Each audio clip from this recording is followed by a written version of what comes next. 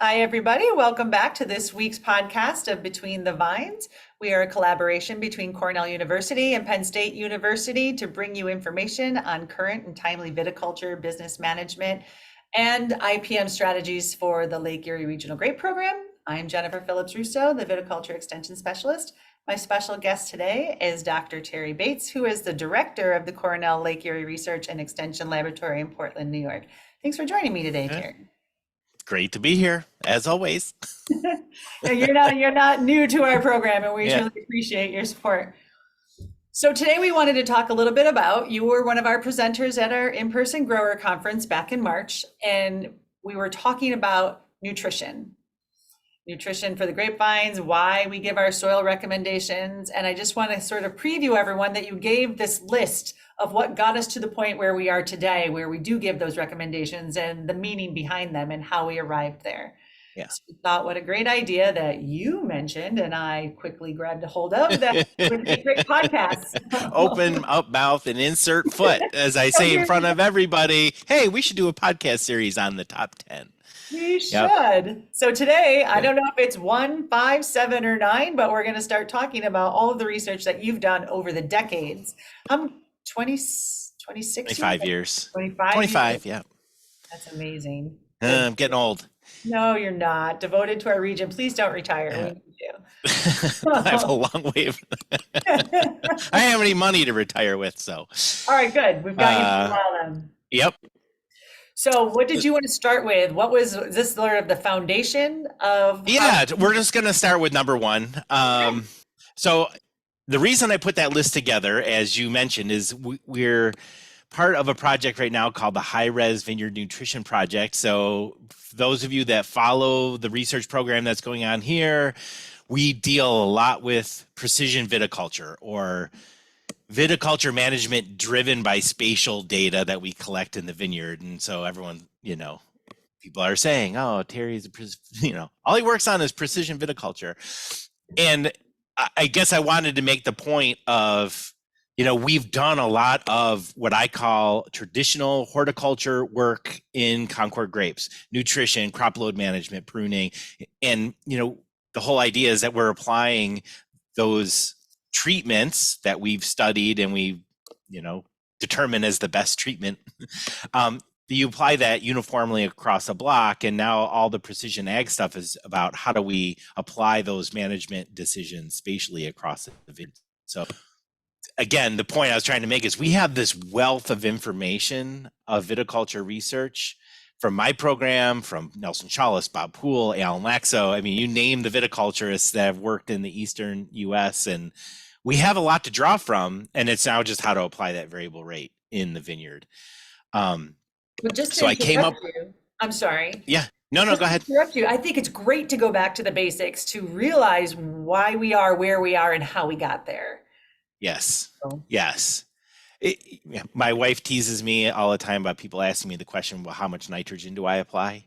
And it's like, well, there's a lot of factors that go into your decision and how much nitrogen to apply and how you might do that variable rate in your field. And, you go through all this science and then somebody says, well, yeah, but how much nitrogen do I apply? So it's just understanding those basics. Okay, when I talk about nutrition, typically, and this is based on all the top 10, I always talk about it in terms of nutrient supply from the soil, nutrient uptake through the root system, and then nutrient demand by the plant. And those three things almost always need to be married in making a proper decision about nutrition. So each one of these top 10 may cover a different, like today's that I'm going to talk about is all about kind of like nutrient demand by the plant. And then when we get into other work on like soil pH and nitrogen, it's about nutrient release and how the roots take up nitrogen. So the first part is it about supply, uptake, or demand? From a management standpoint, I think there's really two big issues in the industry when it comes to practical nutrient management in our vineyards. Is either people don't think about it enough or they think about it too much. And really probably the good management is done somewhere in between. People who don't think about it enough, you say, well, do you take soil or petiole tests to know what your nutrient values are in your vineyard? And some people just say, no, I have never taken a soils test. I've It's heard like, that. so yeah, so the first part is, maybe you should be thinking about measuring your nutrient status of your vineyard and doing something about it.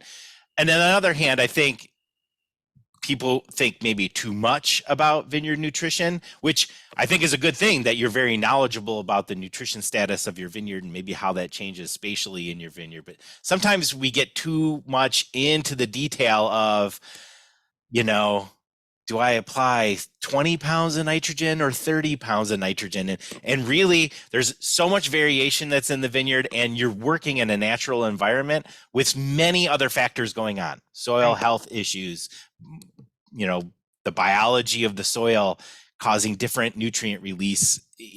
Sometimes you can't influence it at that micro level so much. And so it's finding that happy medium about having a cost-effective nutrient management plan. So you should think about it, but maybe not too much, because a lot of the stuff that we do is easy to fix. Okay. Already running long. I just want to make Okay. sure that you actually have a capability to share screen should we do that. Yeah, I do want to do that. Yeah. So let me go here. Make you a co-host and you should be able to. Okay, you're all set. Oh, by the way, I'm in the dark again. It happens here. My light goes off where I am and it just won't go back on. So All right. You should be able to see my screen now. I do. So let's talk it through for those. Okay, yes. So top 10, number one, is something I did right when I was hired at Cornell back in 1998, was to go in, and this was a fairly young vineyard. It was a 3-year-old vineyard, and we excavated vines out of the ground 8 different times throughout the season. So I would consider this a study, not a research project, because it was 1 year's worth of data.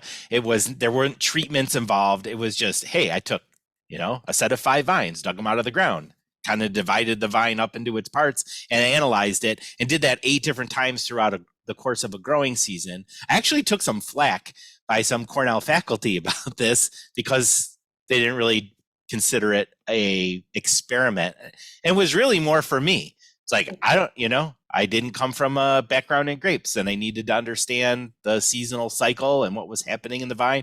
And the information we actually got out of this was very useful and helped drive studies later down the road, kind of help directing our scientific questions when we wanted to have a control versus, treatment A, B, and C. So can I jump in? I'm not sure what your next slide is going to be, but why did you choose the 8 different growing periods? Are you going to talk about that, or is Yeah, what is my next slide? and So which this is a really old presentation. So this is an aerial photo of the Fredonia Vineyard Lab, and the harvest was taking place in the block that was up next to Walmart. And so I think I do have yes. So dormancy, bud swell, 10-inch shoot growth, bloom, 30 days after bloom, veraison, harvest, and post-leaf fall. And really, those were arbitrary at the time. I probably talked to Alan Laxo and I said, hey, what would be some cool time points, that are like benchmark time points from a phenology standpoint? And so that's what I came up with. And that this was us digging them out of the ground. So just dug a trench on either side of the vine and jumped in the hole with a pitchfork and just started digging the vines out. There's a picture of me and Paula. So this is actually this is a more mature Concord vineyard where we were doing other root. So for a while we were doing some root excavations, and it was kind of a pain in the pain in the back. Just getting in there with a pitchfork because we didn't want to cut up too many roots, and just loosening the soil up and trying to look at root distribution and being able to excavate enough of the root mass where we think we were getting reasonable measurements. So here's the younger. This isn't a great photo. So a lot of our great photos you'll see, we'll go in and we'll paint the roots white so that you can really see where they are. But this is these young vines, digging them out of the ground. And the biggest thing I always mention is how shallow and spreading the root system is for Concord. So again, there will be some sinkers, which are typically near the trunk, and they go straight down, and they're looking for water. But for the most part, Concord vines, they tend to spread. Just they're native to Eastern North America in forests where most of the organic matter and good stuff is in the upper soil profile. So they spread. A lot of times people will hear me say that I think a Concord root system is a lot like a Roparia gloire root system, which the wine world would consider a devigorating rootstock because it's shallow rooted, it can dry out, and it can devigorate the vine. And Concord, same thing. Plus, Concord will get attacked by phylloxera. It's just that it will grow through the phylloxera infection. It won't kill and choke out the vine. So stuff like phylloxera can also make it. So Concord's like a devigorating rootstock because it's shallow spreading and it can get phylloxera.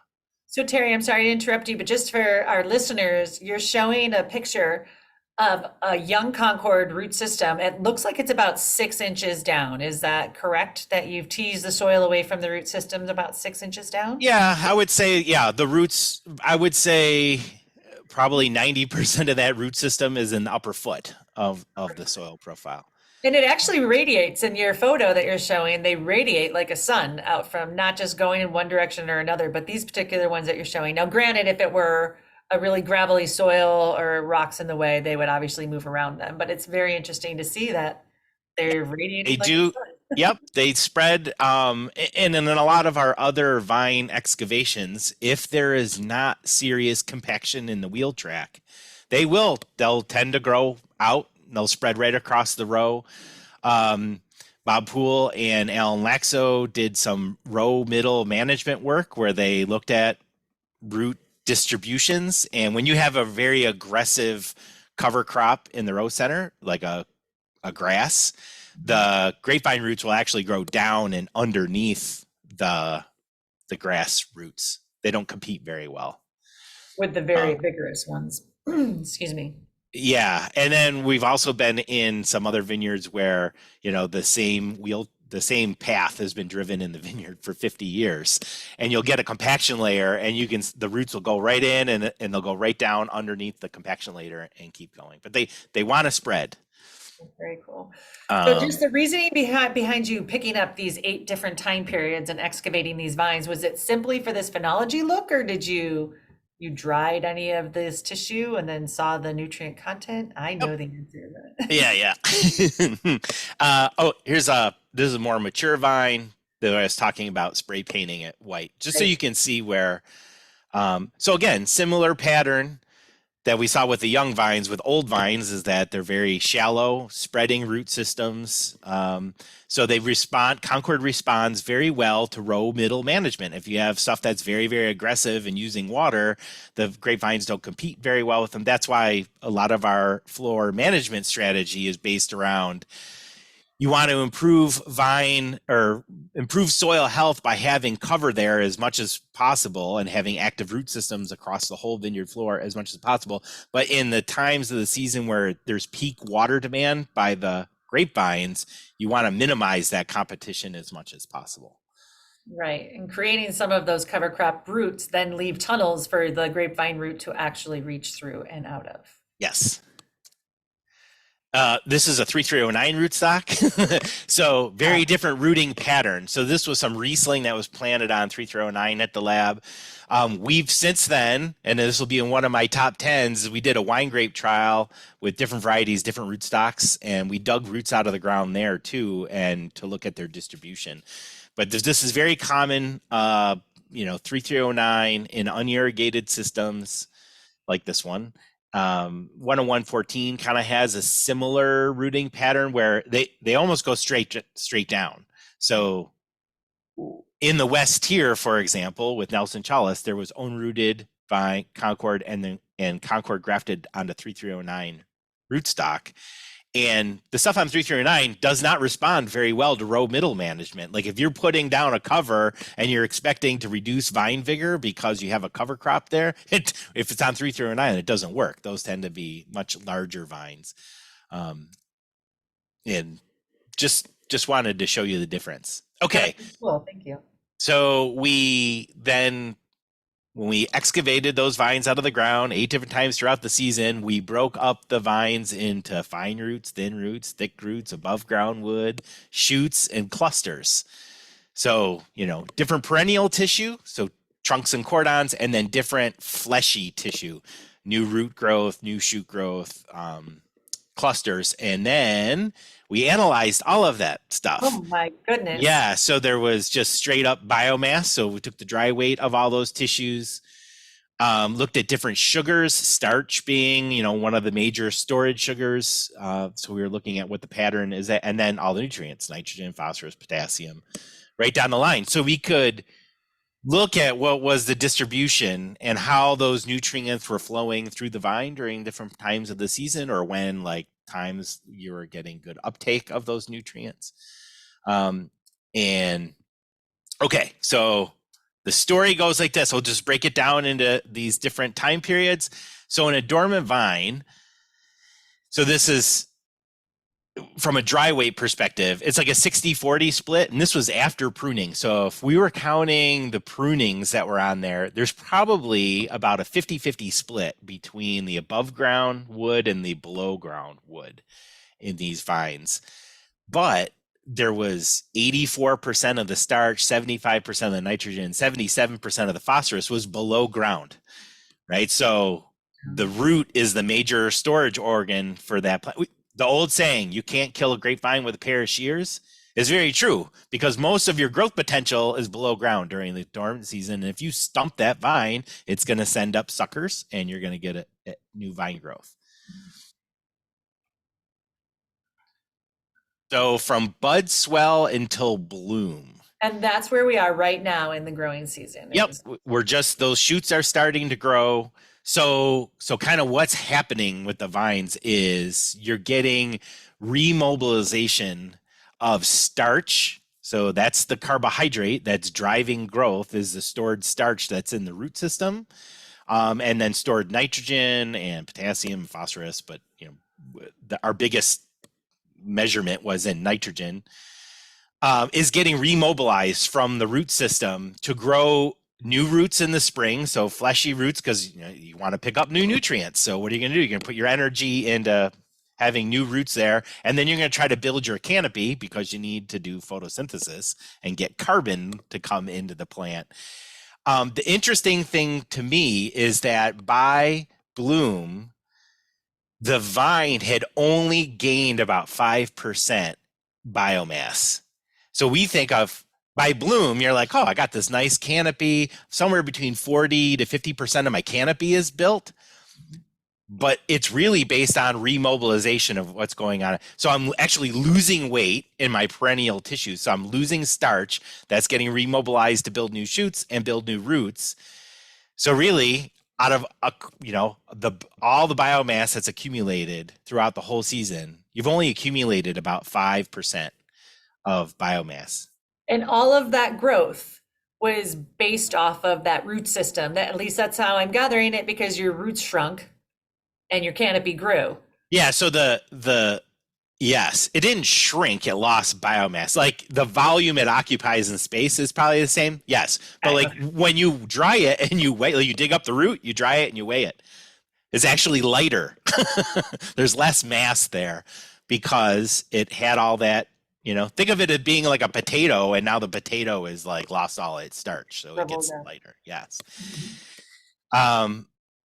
What else did I want to say about this? I don't know. We'll just keep going on. So the plant is trying to set itself up for.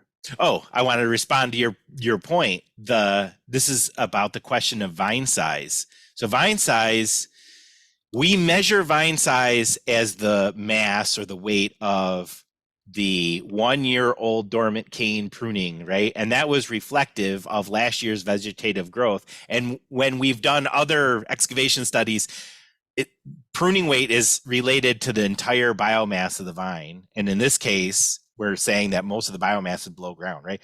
So a bigger vine is really reflective of a bigger root system with more stuff in it.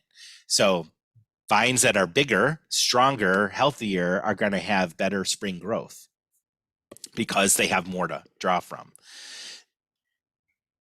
And I'll probably talk about this probably in a year or so, but this is having implications on taking tissue samples at bloom and veraison to understand what's going on. And we're starting to find out that there's like this inverse relationship in the pre-bloom period between like NDVI and nutrient status. Vines that are growing really strong actually dilute more of their nutrients, which is going to impact, like when you go to take a tissue value and try to understand like your nutrient status, it's going to, your vine size or how much that how hard that vine is growing based on its reserves is it's gonna impact what your understanding of what the nutrient relationship is of that vine. It's getting a little complex. Maybe part of the overthinking part, but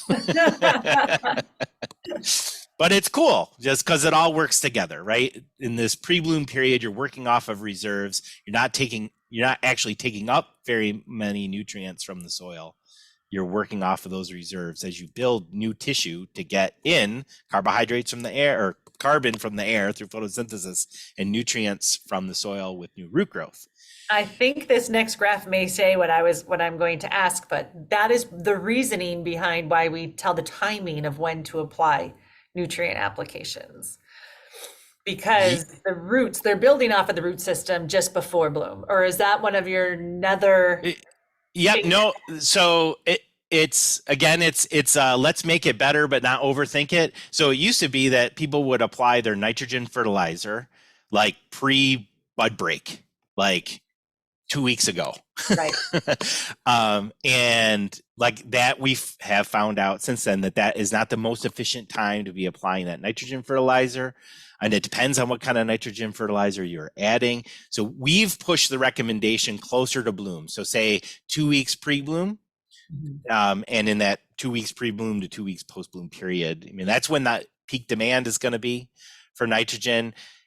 If you're applying ammonium nitrate, the nitrate's going to be available as soon as that salt dissolves into the soil moisture profile and can be taken up right away. So the timing is less critical. If you're using urea or another organic form of nitrogen, you have to allow a little time for the microorganisms to do their thing to convert it to nitrate for the vines to take it up. So in that case, you want to push it a little earlier in the season, but not pre-bud break. So let's get that nitrogen down when the vines are going to need it, is really bottom line. Okay, so this is talking about the starch in the woody tissues. And to me, the cool thing was, okay, so you're working off of reserves in that pre-bloom period. You hit bloom and you're kind of at the bottom of the tank, right? Here's your gas tank. Your gas tank is just about empty. And it actually stays empty till about 30 days after bloom. I mean, I don't know for sure because I didn't have points where we dug the vines up in between those periods. Exactly when does it bottom out and come back up? So in that 0 to 30 day after bloom period, so think about what's happening. We've had bloom, you're going through the berries are going through cell division. You're continuing to build your canopy. So you're going from about 40 to 50% of your canopy to 100% of your canopy in that time. And you're also trying to grow new roots. So the plant's not really putting much back into the plant for next year yet, right? So, I mean, it's one of the reasons that we thin the crop off at 30 days after bloom is right. The tank bottoms out, you set your crop, you're building your canopy, you're getting new roots, taking up nutrients. And at 30 days after bloom, you kind of, you got to make a decision. Am I going to let that crop hang or am I going to take some of that crop off? So most of the new nutrients and water being taken up by the root system and new photosynthesis from bloom to 30 days after bloom is being put into those new fleshy tissues. So thereby removing some of them, it could go into others. Yeah. So that's where the next period comes in. So from 30 days after bloom, basically till the end of the season, or at least till harvest, it's about balance. So by 30 days after bloom, right? You've built your canopy, you have new roots out there, right? You're getting everything you need. now you're starting to ripen the crop and you're ripening the wood for the next season. And that's where the concept of balance, to me, that's the whole concept of vine balance, Ravaz index, fruit thinning. This is where all comes in from 30 days after bloom until harvest. You're making a decision as a manager. Am I going to force the vine to put its energy into the crop or force it to go into the vegetative growth? Or am I going to be really good and balance that vine, optimize it so there's both? And to me, that means I'm putting enough energy into the crop to ripen it for this season, to get it to, in Concord's case, to get it to 16 bricks, and have enough vine size so that I can repeat that crop the next year, right? I'm like saying, I'm starting with a 2.5 pound vine and I want to maintain a 2.5 pound vine so I can maintain the same crop size. This is an important concept. If you want to increase your vine size and you want to have crop load management influence that vine size, like if I have a 1.5 pound vine and I want to make it a 2.5 pound vine, I need to take some of that crop off, either by pruning or by fruit thinning. I have to take some of that away. So it forces more of the vine's energy into wood so I grow a bigger vine and have bigger crop potential for next year. I think a lot of people just think like, oh, I got my fruit ripe and, I'm fine for next year. And it's like, well, no, if you've overcropped your vine, you're just decreasing that vine size for next year and you're going to reduce your crop potential. Because there's only so much of a budget that it can do per year. So if you're going to put it all into the fruit, then it's going to take away from something else. And if you want to continue that vine size, you have to have that balance. Yeah. So from 30 days after bloom to harvest is what? 70 days? Yeah. It's like from bloom to harvest is 100. So take away 30. Yeah. So 70 days. You have 70 days to for that vine to get ready for next year, essentially. And that's important because I think most people are focused on just this year's crop and what they can bring in, but you need to pay attention to what you're going to do the year after as well. Yep. Okay. Yep. That brings us up to harvest. This talks about everything we've already talked about, right? You're just balancing what's going into the fruit, what's going into the canes, what's going into the roots for next year. And it's just, again, the point is from 30 days after bloom to harvest, you're trying to put energy into the fruit and into the storage organs, the trunk and the shank and the thicker roots for the next season. And that's all that says. Your photosynthates are going into your root system, getting it ready for the next season. So I always look at the entire season like this. In the pre-bloom period, you're looking at redistribution of resources. During bloom, there's a transition period. Post bloom, 30 days after bloom, it's all about assimilation of carbon and nutrients, or mineral nutrients, and partitioning. Where are those things going to go? Is it going to go into the fruit? Is it going to go into the wood for next season? There's always the thought that we could have some post-harvest time. So if we could get our crop off early, that we might have some time post-harvest, but a lot of times that's not very long for us. I mean, sometimes we're harvesting the fruit and 2 days later there's a frost, which ends our photosynthesis. Plus, even with that, our days are getting shorter, it's getting colder, the amount of photosynthesis the vine is doing is less. Plus, there's not as much transpiration, so you're not getting as much nutrient uptake, So relying in our short season, relying on that post-season period is not something I would bank on. Do you think that's why I've been in this position for 5 years and I have growers tell me we always apply our nitrogen in the fall. They're hoping to get that last push. So. That's a loaded question. Some wine grape growers will refuse to put on nitrogen or any fertilizer late because they don't want to stimulate vegetative growth and make those canes less hardy. Other viticulturists think the exact opposite, that we did some work with Lei Lang Chang at Cornell on spraying foliar applied nitrogen in the post-harvest period. And we did measure that we were able to pump up the nitrogen in the cane tissue for the next season, but it didn't actually help. Do you think that's because I'm sorry to interrupt you. You think that was Yeah. probably because everything was set prior to that? Yeah, I think in our particular case, we had a vineyard with probably adequate nitrogen status to begin with, and we just gave it a little more, and it just didn't. I mean, that's a very common theme in nutrition. Again, that's why we shouldn't always overthink it. Like if you're deficient in something, you got problems. Right. But, if you add fertilizer or you amend your soil or you have a good soil health environment that improves that nutrition of that nutrient, that makes things a lot better. But then bumping it up even more a lot of times doesn't have any effect. If anything, it may have a negative effect by decreasing the availability of another nutrient or adding some kind of toxicity. So you kind of want to not overdo it or overthink it. I think it. I think that's all I have for that. Right? You want to keep this 20 minutes, so Yeah, we don't want to keep going very much longer, but I want to just kind of sum up what is your title of this particular study, not research? we call it the little dig. This one's a little So dig. next week we'll talk about the big dig. So the little dig was basically for you to figure out how a grapevine grows. And in doing so, you had gathered all of this information. Then that led to more studies for more in-depth research on it. Yes. So I think this particular study for me taught me a lot. Everything from root distribution, which is going to affect our floor management and fertilizer practices, when the vines are taking up nutrients. So when are you having root growth? And when are you having new canopy development, which is starting the transpiration stream, which helps take up those nutrients, like all that timing stuff.